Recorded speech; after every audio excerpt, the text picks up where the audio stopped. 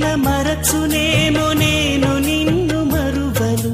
చూడుము నా అరచేతులలో నిన్ను చెక్కియున్నాను.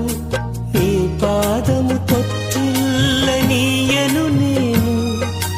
నిన్ను కాపాడువాడు కునుకడు నిదురపోడు అని చెప్పి వాగ్దానం చేసిన యేసయ్యా తల్లిలా లాలించును, తండ్రిలా ప్రేమించును, తల్లిలా లాలించును.